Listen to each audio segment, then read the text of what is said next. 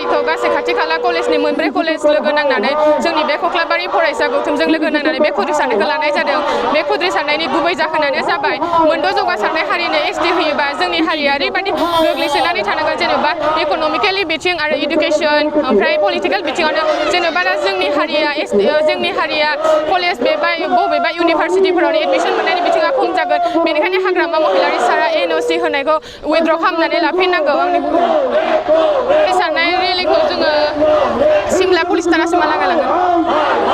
बे खुद्रिसारनायाव जोंनि कख्लाबारि सापागुरिनि फरायसालिमानि फरायसाफोरा थाबाय बेनिफ्राय नै साखाथिनि सिमलायावनो दङ मोनसे एक्सेलेन्स एकाडेमि बेनिफ्राय फरायसाफोराबो बाहागो लादों आरो खाथिनि इन्सपायार एकाडेमिनि फरायसाफोर बेयाव बाहागो लादों आरो कख्लाबारि हायार सेकेन्डारिनि फरायसुलिफोराबो बेयाव बाहागो लादों बे जौगासारनाय हारिनो एसटि होयोबा जोंनि बे मोनसे हारि बियो ओरैबायदि गोग्लैसोनानै थानांगोन जोंनि पुलिस स्टेशन जे सिमला पुलिस स्टेशन बेसिम लानाय जादों दिनै बे प्रटेस्टखौ लानायनि जाहोनानो जाबाय जि 6 कमिउनिटिसनि जे एसटि होहांदों बेनि बागै जोङो बेखौ जोङो स्टप खालामनो थाखाय जोङो बे प्रटेस्टखौ लानाय जादों आरो दिनै बिटिसि सरकारनिफ्राय जों बेखौनो खावलायदों जे एनअसि हरनायखौ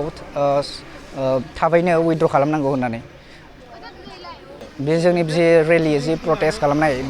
बेयाव जोंनि कख्लाबारि सापागुरि कलेज आरो लोगोसे कख्लाबारि सापागुरि कलेज जुनियर कलेज बे लोगोसे आरो एक्सेलेन्स एकाडेमि आरो कख्लाबारि ओइस एस स्कुला बाहागो लादों।